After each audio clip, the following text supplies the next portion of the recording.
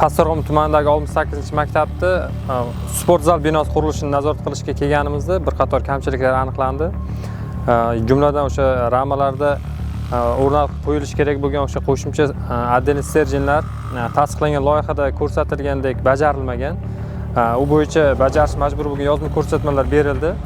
Hamda ramani ayrim bir qismlari tasdiqlangan loyihaga nisbatan o'lchamlari bir qancha yuqori bo'lganligi sababli demontaj ishlari olib borildi. Joyda buzish bo'yicha yozma ko'rsatmalar berilib, joyida ta'minlandi. Qurilishda texnika xavfsizligi qoidalariga rioya etilmagan, ishchilar maxsus kiyim-bosh, forma, kaskalar bilan ta'minlanmagan. U bo'yicha ham yozma ko'rsatmalar berildi.